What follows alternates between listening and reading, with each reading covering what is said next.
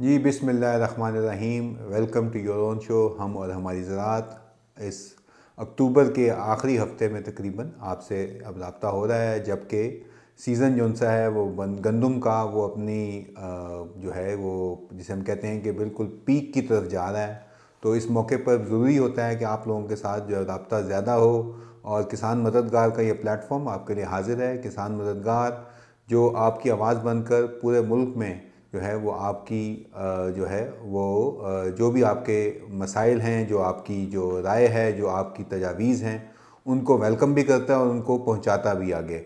इसलिए ज़रूरी है कि आप हमारे प्रोग्राम को जो है वो सब्सक्राइब भी करें। उसका तरीका ये है कि आप हमारे जो यूट्यूब, फेसबुक, इसके अलावा बाकी जो सोशल मीडिया हैंडल्स हैं वहाँ पे आप हमें सब्सक्राइब करें, ताकि आपकी जो बर वक्त इत्तला आपको भी पहुँच सके, और इसके साथ साथ आपकी आवाज़ वो बाकी लोगों को जो जिनसे के हमारे रवाबित होने चाहिए उन तक भी ये पहुँचे, ताकि ठीक किस्म की पॉलिसी बने, ठीक किस्म के फ़ैसले हों, और उसका जो मकसद है वो सारिफ और ख़ुसूसन किसान उसकी जो है वो भलाई के लिए हो। तो प्रोग्राम शुरू करते हैं जी। गंदम की मैंने बात की, तो गंदम के लिए जो सिलसिला है, जैसे पिछली दफ़ा बात हुई थी कि 32 मिलियन टन जो है वो इस टाइम गवर्नमेंट ने रखा है, ये तजावीज़ दी गई हैं जी कि हम ये टारगेट अचीव करेंगे। लेकिन क्योंकि अब सुकड़ रही है सूरत हाल, मौसमी असरात भी हैं इसके ऊपर, तो अब बात यह है कि कैसे इसको किया जाएगा। बैंक्स का अपना रोल है, मैं उस पर अभी बात करता हूँ। लेकिन अभी किसान को जो मसले मसाइल आ रहे हैं,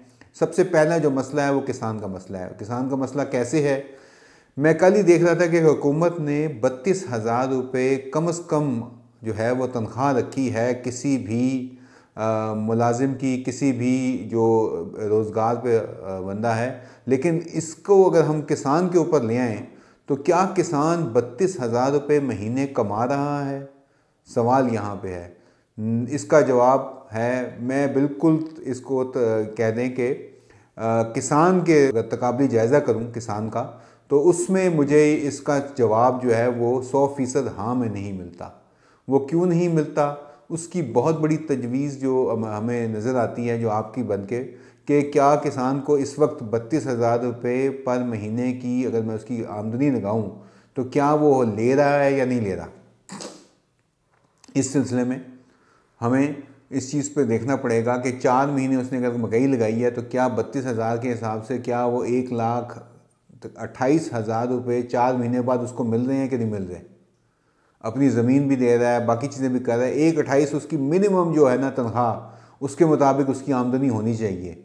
लेकिन जो मकई के काश्तकार हैं, ख़ुसूसन इसके कपास के काश्तकार हैं, कि वो इस सिलसिले में अभी उनकी जो बर वक्त आज की मैं बात करूं, तो क्या वो हासिल कर रहे हैं? इसका जवाब है नहीं। तो हमें फिर ऐसा कोई मॉडल लाना पड़ेगा, जो हमें सोचना पड़ेगा, जिसमें कि हमारा जो किसान है उसकी कम से कम कोई फ़िक्स इनकम होनी चाहिए। अमेरिका की भी मैं रिपोर्ट पढ़ रहा था, FAO की रिपोर्ट पढ़ रहा था, उसमें लिखा हुआ है कि $1 जो एक भी जो अजनास में ये बात करें अगर वो कमाया जाता है, उसमें से सिर्फ जो है वो 6 सेंट, यानी कि 1 रुपये के पीछे या 100 रुपये के पीछे 6 रुपये जो हैं वो किसान को मिलते हैं, बाकी कोई और ले जाता है। तो इस वक्त दुनिया में भी यही सूरत हाल है। तो इस प्रोग्राम से हम, मेरे ख़्याल से जो हमारे ख़ुसूसन जो मुल्क की मईशत से जुड़े लोग हैं, प्लानिंग के लोग हैं, जिसे हम कहते हैं प्लानिंग कमीशन है, जो इदारे हैं, उनको किसान की जो है सूरत हाल के ऊपर मेरे ख्याल से जायज़ा लेना चाहिए कि क्या तरीका हो। इसमें दुनिया में मुख्तलिफ मॉडल्स चल रहे हैं। इस प्रोग्राम का मकसद ये है कि हम कोई नई इनोवेशन कर सकें, कोई नई बात करें जिसमें कि किसान का ज़्यादा भला हो। तो अभी जो मंडियों की सूरत हाल है, प्राइसेस नीचे जा रही हैं।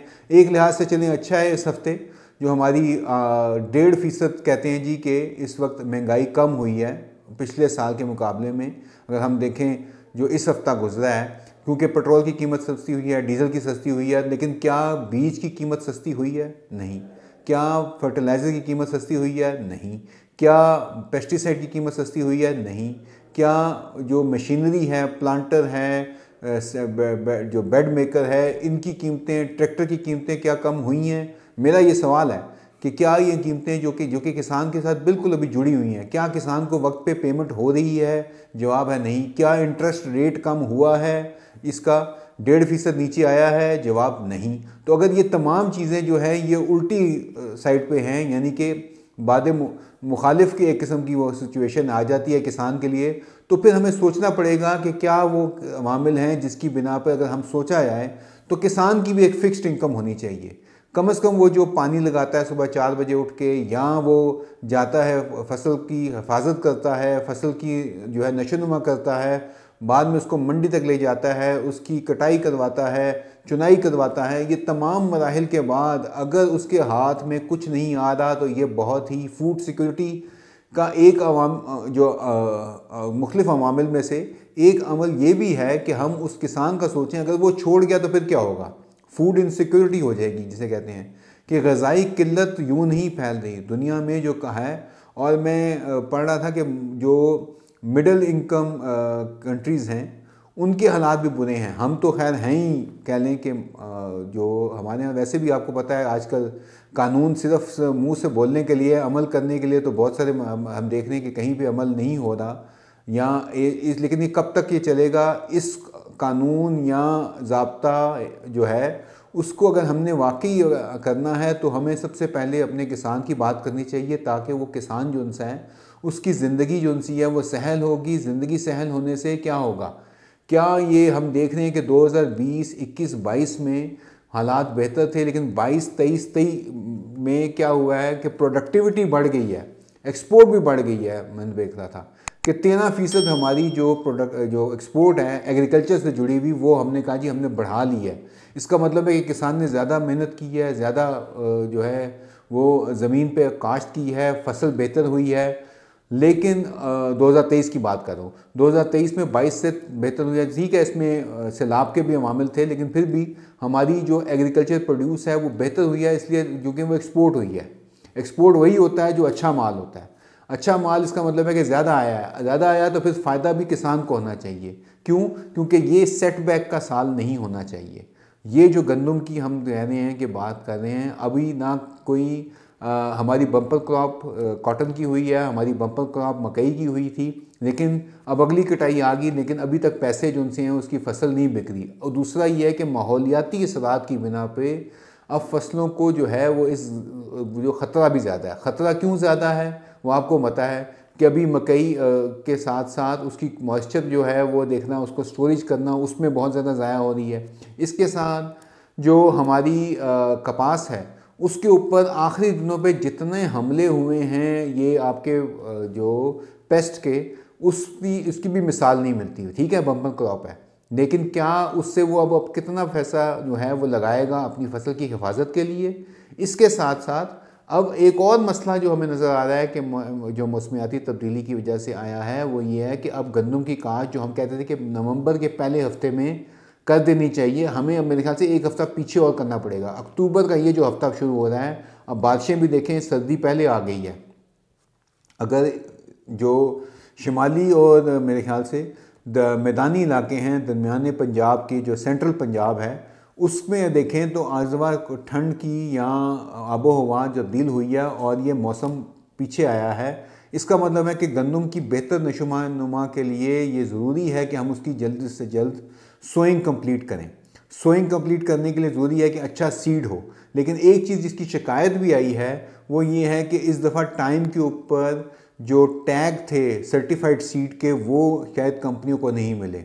उसकी ऑटोमेशन हुई है, लेकिन ऑटोमेशन से बजाय इसके कि वो बेहतर होता, वो इस साल हमने देखा है कि उसके टैग्स जो थे वो वक्त पे नहीं मिले, इसलिए सप्लाईज़ में थोड़ा ख़तरा भी है और कमी भी आ रही है। तो शुरू में पंजाब सीड ने सिर्फ 4 जो अपनी वैराइटीज़ थी उनके सीड दिए हैं, बाकिया के उन्होंने नहीं दिए। क्यों? क्योंकि मेरे ख्याल से शायद ये टैग का मसला है। अगर कोई इसको सुन रहा है तो मेरे ख्याल से ज़रूरत इस समझ की है कि उसको वो फ़ौरन जो है वो इस मसले का हल निकालें और मसले को जो है वो करें, ताकि बेहतर सीड जो है सर्टिफाइड सीड वो प्रोवाइड किया जा सके। हमें भी अभी ये है कि अब हम सप्लाई दे रहे हैं किसान मददगार के चैनल से और लोग जो हैं वो ले रहे हैं। इसके साथ साथ बेहतर खादें, अगला जो मरला आ रहा है वो खादों का आ रहा है। खाद आपको पता है डीएपी है, डीएपी की प्राइस वही चल रही है जो है वो, उसमें ना कमी हो रही है, डॉलर भी नीचे आ गया है, महंगाई भी कदरे कम हुई है, पेट्रोल भी नीचे गया है, लेकिन क्या डीएपी की कीमत कम हुई है? नहीं। इसको मेरे ख्याल से जो मुतल्लिका हुकाम, इदारे, ये सब की ज़रूरत है कि वो अगर वाकई कि ज़राअत को कुछ करना चाहते हैं वो फ़ौरन से इस पे अमल करें। इसके अलावा आपको अपनी फ़सल की जो डेटा है उसको भी करना है। एक बार पहले भी मैंने तजवीज़ दे चुका हूँ कि हमें एक अपना नेशनल एग्रीकल्चर डेटा फ्रेमवर्क बनाने की ज़रूरत है, जिसमें कि तमाम जो पैरामीटर्स हैं, जिस तरह से हम देखते हैं कि कितनी जो क्रॉप की जो प्रोडक्शन है वो कितनी हो रही है, क्या प्लानिंग हो सकती है। जैसे आज सुबह बात हो रही थी कि अब हुकूमत कह रही है कि 1 मिलियन टन जो है वो गंदम फिर दोबारा से बरामद करना चाह रहे हैं। अब दरामद करना चाह रहे हैं। दरामद करने से ये क्या होगा कि क्या वो उस कीमत पे आएगी, वो फिर दोबारा जो सपोर्ट प्राइस है उसको डिस्टर्ब करेगी, और किसान ने अगर दोबारा आप किसान लगा रहा है तो ये एक सेटबैक ना हो जाए। इस चीज़ को देखते हुए मेरे ख्याल से प्लानिंग बेहतर तरीके से करने के लिए आपको नेशनल डेटा फ्रेमवर्क बनाने की ज़रूरत है, जिसमें कि तमाम जो हमारी फसलें हैं उनका डेटा हो, उस डेटा से एक्चुअल जो है रिपोर्टिंग हो। अभी पाक फ़ौज ने ताउन से इन्होंने लिम्स के नाम से लैंड इंफॉर्मेशन मैनेजमेंट सिस्टम बनाया है। उसके ऊपर मेरे ख्याल से वो ज़्यादा उसकी जो है वो सूबों को, या ख़ुसूसन जीबी हमारा जो है वो 90% वहाँ की आबादी इस वक्त ज़राअत से वाबस्ता है, लेकिन क्या वो कनेक्टेड है? नहीं। हम उस पर काम कर रहे हैं। किसान मददगार वहाँ पे भी है, और हमारे 2-3 प्रोजेक्ट शुरू हो गए। हम GBRSP के साथ वहाँ पे काम कर रहे हैं। लेकिन ये है कि हुकूमती सतह पर ये नेशनल फ्रेमवर्क होगा तो हमारी बहुत सारी जो क्रॉप्स हैं, हमारी जो बहुत सारी फसलें हैं, उनके मतलब सही डेटा होगा। सही डेटा से क्या होगा कि हमारी जो फसलें हैं मौसमियाती तब्दीली से उन पर क्या जो है असरात आ रहे हैं, उसके मतलब किसानों को रहनुमाई दी जा सकती है। और ये जो इंफॉर्मेशन टेक्नोलॉजी का दौर है, टेक्नोलॉजी हमारे लिए ज़रूर, हम हर एक मोबाइल फ़ोन पे है, उसको कनेक्ट करना फार्मर के साथ अब इतना मुश्किल नहीं है। लेकिन बात यह है कि पीछे डेटा ठीक होना चाहिए। अगर डेटा ठीक नहीं होगा, जैसे हम देखते हैं, कभी हम कहते हैं कि नहीं हमने 25 मिलियन ले लिया है, कभी कहते हैं नहीं हमने 28 मिलियन ले लिया है, फिर हम कहते हैं नहीं हमने 28 मिलियन नहीं बल्कि 26.5 मिलियन मेट्रिक टन जो उनसा है वो गंदम ली थी।